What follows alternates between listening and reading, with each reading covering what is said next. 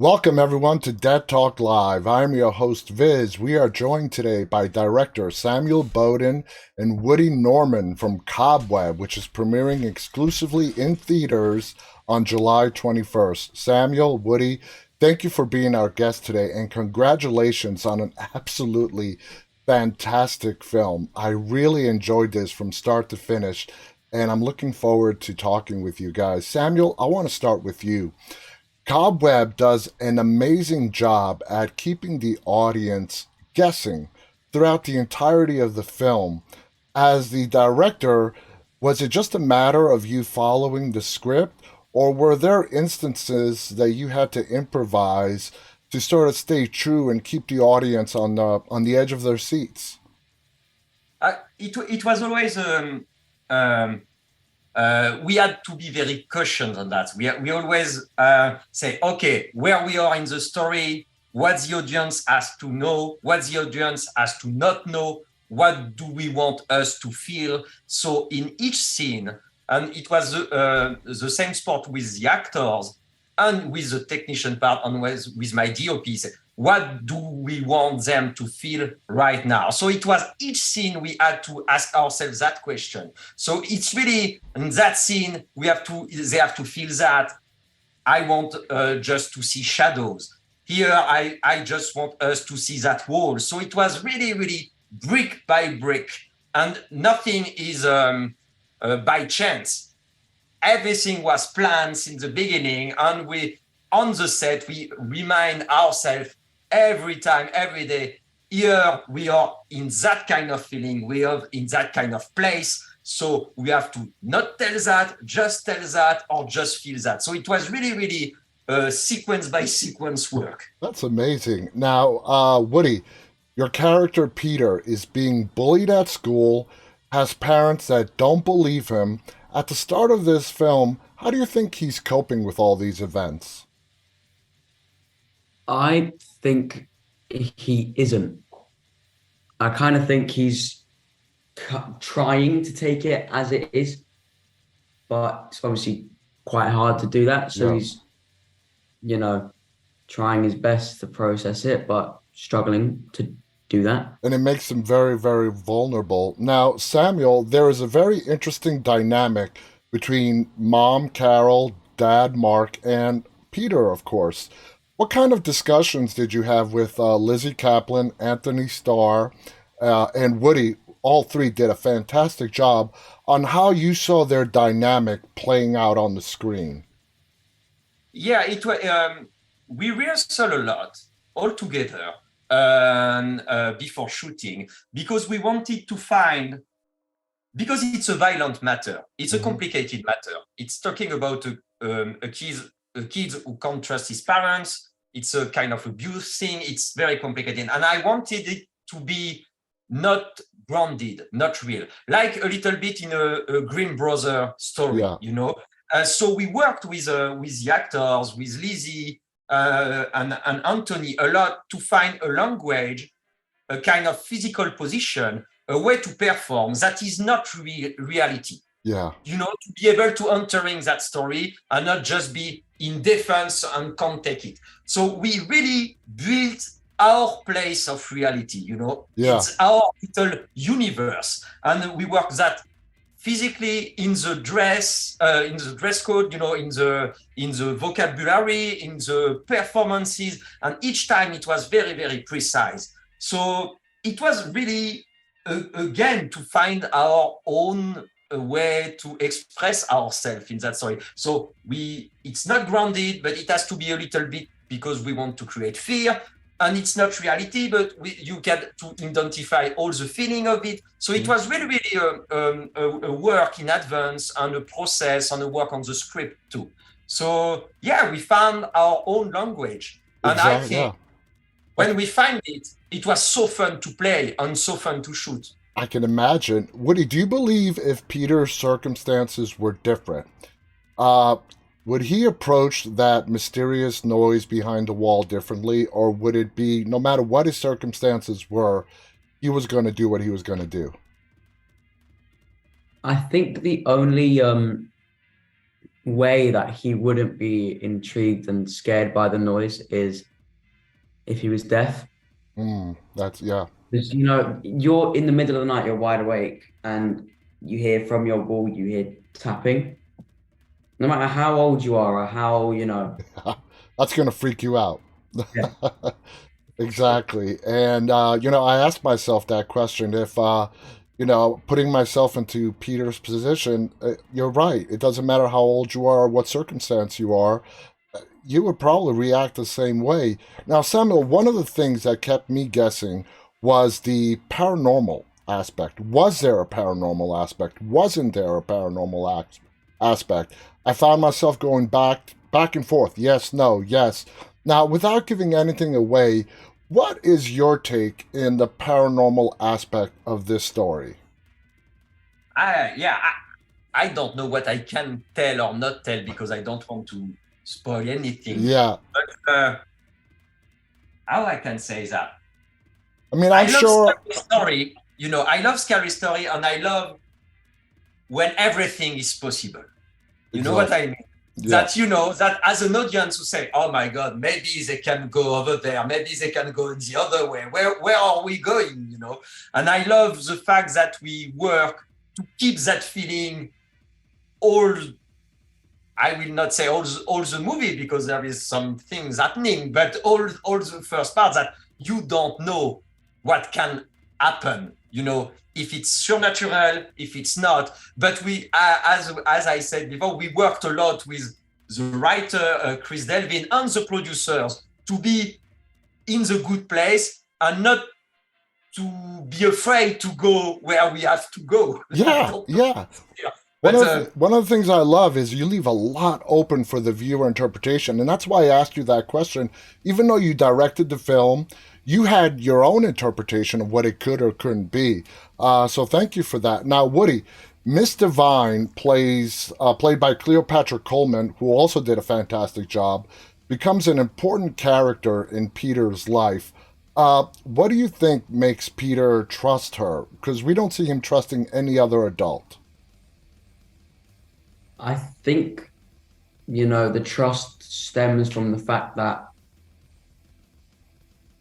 she listens to what he says and kind of cares. And obviously, in a lot of the other people in Peter's life, that isn't the case. Do you think? So, Do you yeah. think he sees her as sort of his last hope of getting any kind of help from the adult world? Yeah, I think that's it. Yeah. Yeah, yeah.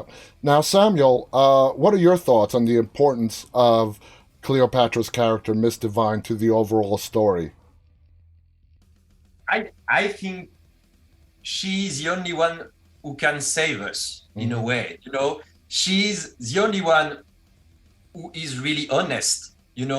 Every other character except Peter is, has secrets or something to hide or some. And suddenly you have that character, and Cleopatra is so good to that. It's so sincere, and so the goodwill of that character is so powerful that she's the only one who can save us. Exactly. And then you remember that you are in kind of weird Halloween fable, so nothing will go the way you want. So you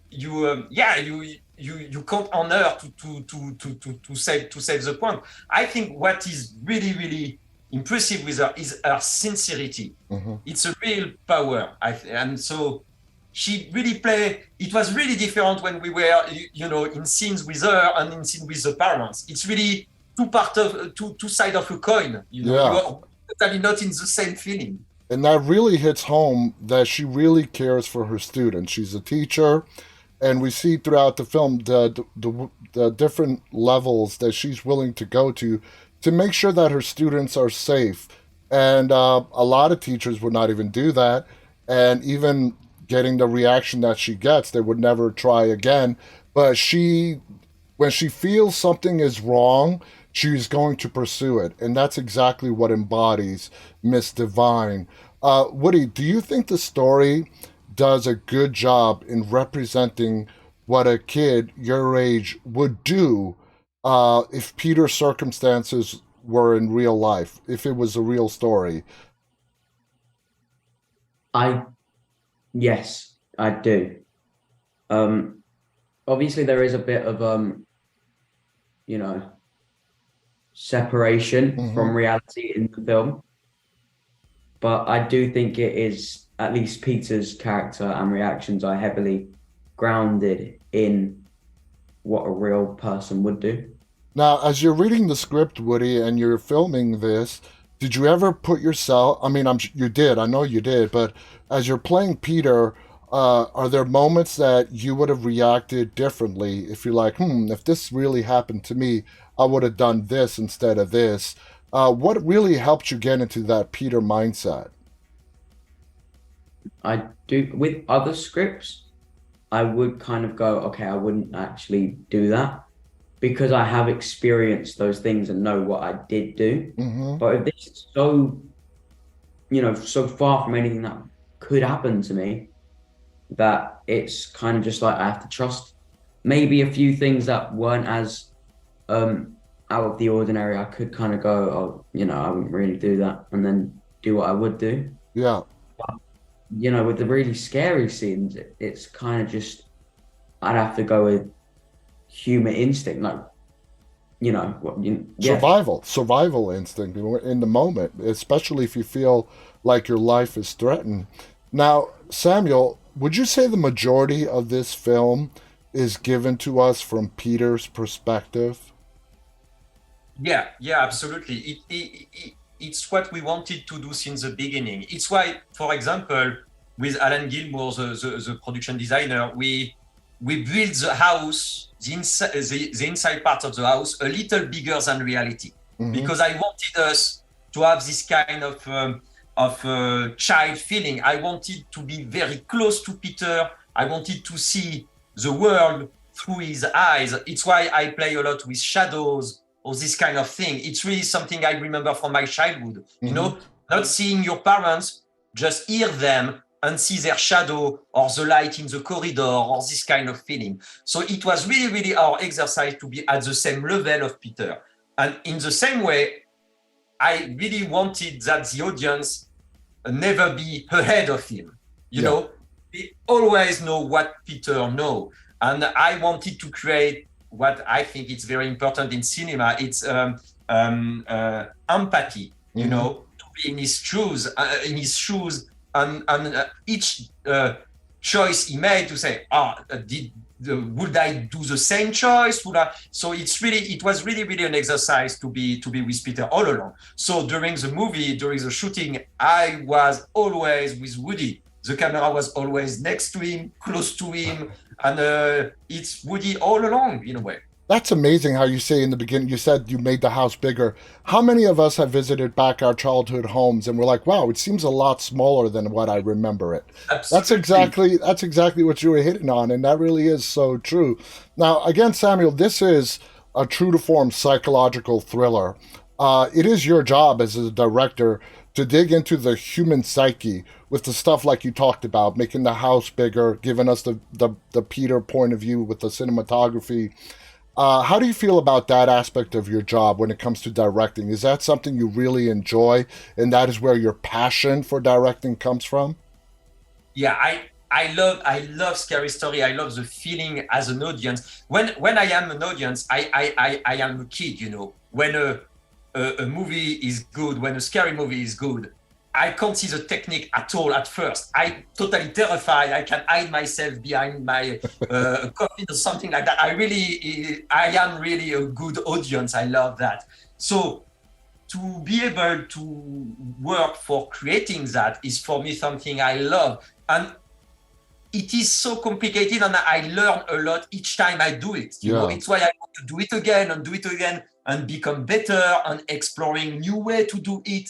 But I am really, really, I shortlist everything. When I am on set, I always did the movie once in my head, entirely. And then there is reality, so you have to adapt yourself. But I love to think about those scenes and find a way to do them the way it will create something. And then the audience see it, and it's never happened what you expect, and you learn about that, and the time you do it again, you take what you learn and say, okay, now I know that I have to go slower. I know that I have to be closer to my character. And so it's really, really something I love directing movies. And Amazing. And I love to work with actors too, you know, Amazing, to find, yeah. It's a little bit to build that universe where everything suddenly exists. Exactly. It's so something you love. You built it. It's a lot of technique. It's a lot of work. And suddenly you have that little story and say, "Oh, we made that." That's a cool feeling. I love that. Absolutely. Now, Woody, I want to throw the last question at you. Cobweb is really a scary film in the psychological thriller genre. What was your reaction when you saw the film finished? I assume you've seen it. Did it scare you at some points? I mean, I know being on set is not scary, but when you see the finished product, what kind of feelings did you feel? So when I watched it, obviously because I had been in it, it didn't scare me. Mm-hmm. Brother was, absolutely terrified of it. Yeah, you could say it. Yeah, he was.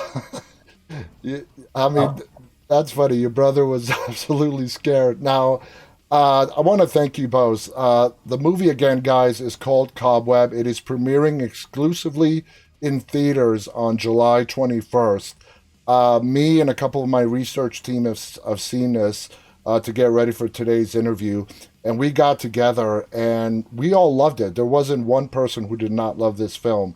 It is truly something unique and special. And Samuel, congratulations. You give it to us from a perspective that I don't think I've ever seen before.